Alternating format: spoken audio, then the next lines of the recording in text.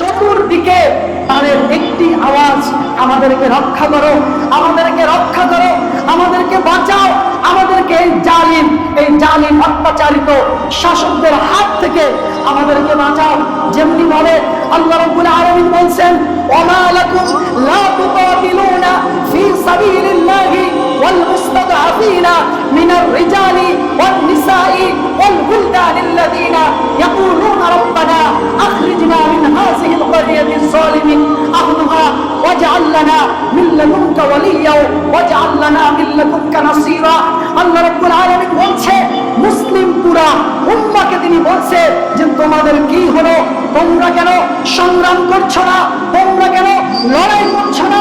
তোমরা কি দেখছো না যে ওই মুসলিমরা, নারী পুরুষ শিশুরা তারা ফরিয়াদ করে বলছে, রব্বানা আখরিজনা মিন হাযিহিল ক্বরিয়াতিজ যালিমা আহলুহা, হে আল্লাহ তুমি আমাদেরকে এই জালিম শাসকের হাত থেকে আমাদেরকে রক্ষা করো, আমাদেরকে বাঁচাও। এই মুসলিম উম্মাদেরকে আমরা বাঁচাবো নাকি আসমান থেকে ফেরেশতা এসে বাঁচাবে বলেন? প্রিয় ভাইরা আমার, আমাদেরকেই বাঁচাতে হবে। আর যদি আমরা পুরো পৃথিবীর দিকে তাকাই তাহলে দেখি অমুসলিমদের দিকে যদি আমরা একটা ঢিল ছুড়ি তাহলে অমুসলিমরা আমাদের দিকে, সমস্ত অমুসলিম ইহুদি খ্রিস্টান নাসারা বৌদ্ধ সব একত্রিত হয়ে ঢিল ছোড়ার প্রতিবাদে তারা আমাদের দিকে কামান ছুড়ে। আর যদি আমরা গোটা মুসলিম উম্মাহ যদি একত্রিত হয়ে যদি আমরা সালাউদ্দিন আইয়ুবী, মোহাম্মদ বিন কাসেম, মোহাম্মদ বিন জিয়াদের মতন যদি আমরা একত্রিত হয়ে যদি গোটা মুসলিম উম্মাহ যদি একটা হুঙ্কার দিতাম তাহলে আজ এই ফিলিস্তিনের মুসলমানদের উপরে আর অকথ্য জুলুম নির্যাতন হতো না। ঠিক কিনা বলুন?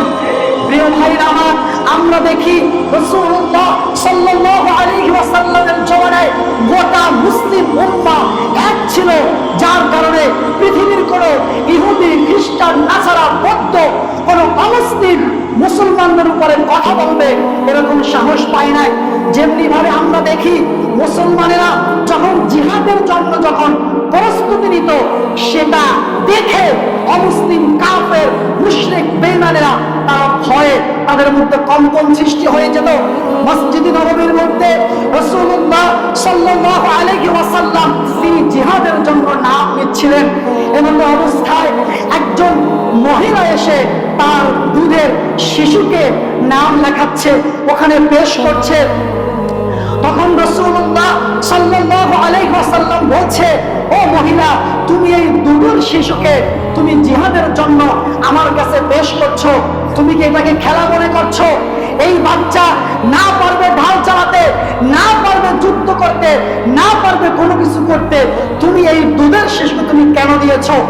তখন ওই মহিলা বলতেছে, ইয়া রাসূলুল্লাহ, আমি জানি আমার এই দুধের সন্তান তীর চালাতে পারবে না, আমার এই দুধের সন্তান ঢাল চালাতে পারবে না, আমার এই দুধের সন্তান যুদ্ধ করতে পারবে না, কিন্তু জিহাদের ময়দানে আপনাকে লক্ষ্য করে যখন কাফের মুশরিক বেঈমানেরা আপনাকে লক্ষ্য করে যখন তীর নিক্ষেপ করবে তখন আমার এই সন্তানকে আপনি ঢাল হিসাবে পেতে ধরবেন, আমার সন্তান টুকরো টুকরো হয়ে যাবে আর আপনি রক্ষা পাবেন।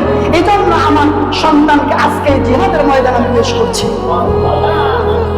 প্রিয় ভাইরা আমার, ওই মজলিসের মধ্যে ছিল রোমের গোয়েন্দারা ছিল, তারা গিয়ে বলছে, রোমের সম্রাটকে বলছে, জাহাপানা মুসলমানদের সাথে যুদ্ধের এই দুঃসাহস আপনি দেখাবেন না।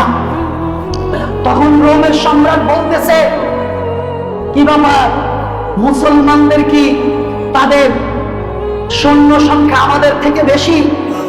তখন সেই গোয়েন্দা বলতেছে, না, সৈন্য সংখ্যা তাদের থেকে আমাদের অধিক পরিমাণে। তাহলে কি মুসলমানদের অস্ত্র শস্ত্র অনেক বেশি? তখন গোয়েন্দা বলতেছে, না, মুসলমানদের অস্ত্র শস্ত্র বেশি না। তাহলে কি মুসলমানদের শক্তি অনেক বেশি? তখন সেই গোয়েন্দা বলতেছে, যা মানে না, মুসলমানদের তারা জীর্ণ শীর্ণ রুটি খায়, তারা পেট ভরে ভালো খাবারও খেতে পারে না, তাদের শক্তি আমাদের থেকে অনেক কম। রোমের সম্রাট তখন তার সিংহাসন থেকে দাঁড়িয়ে রাগে ক্ষোভে তাকে বলতেছে, মুসলমানদের সেনার সংখ্যা কম, তাদের অস্ত্র সংখ্যা কম, তাদের শক্তি আমাদের থেকে কম, তাহলে তুমি আমাকে কেন ভয় দেখাচ্ছ? তখন সেই রোমের গোয়েন্দা বলতেছে, জাহাপানা, আপনার সেনা সৈন্যের কাছে মদের পেলা যত প্রিয়, আপনার সেনা সৈন্যের কাছে নারী যত প্রিয়, মুহাম্মাদের উম্মতের কাছে জিহাদের ময়দানে দ্বীন ইসলাম কায়েমের জন্য, মুসলমানদেরকে রক্ষা করার জন্য জিহাদের ময়দানে তাদের প্রাণকে উৎসর্গ করে দেওয়া তার থেকেও বেশি প্রিয়। আপনার সেনা সৈন্যরা মদ নিয়ে পড়ে থাকে, আপনার সেনা সৈন্যরা নারী নিয়ে পড়ে থাকে, সেটাকে তারা আনন্দ ফিল করে, কিন্তু মুহাম্মাদের সেনা সৈন্যরা তারা তাদের মূল্যবান জীবনকে তারা ইসলামের জন্য, ইসলাম কায়েমের জন্য, ইসলাম প্রতিষ্ঠা করার জন্য, মুসলিমদেরকে রক্ষা করার জন্য তাদের মূল্যবান জীবনকে বিলিয়ে দেওয়া তার থেকেও বেশি প্রিয়। প্রিয় ভাইয়ের আমার, আমরা দেখছি দিকে দিকে মুসলিমদের উপরে অকান্ত জুলুম, নির্যাতন, অত্যাচার হচ্ছে। আজকে এই ঈদুল ফিতরের দিনে আল্লাহ রাব্বুল আলামিনের কাছে দোয়া করছি, আল্লাহ তুমি এই ফিলিস্তিনের মুসলিমদেরকে আল্লাহ তুমি রক্ষা করো। সকলে বলেন আমিন। আল্লাহ এই ইহুদি খ্রিস্টান, আল্লাহ এই সমস্ত অভিশপ্ত জাতিদেরকে আল্লাহ তোমার গজব দিয়ে আল্লাহ এদেরকে তুমি ধ্বংস করে দাও।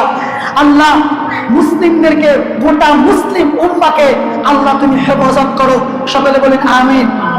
আল্লাহ তুমি আমাদের সাহারি ইফতারি গুলিকে কবুল করে নাও। আল্লাহ তুমি আমাদের সিয়াম গুলিকে কবুল করে নাও।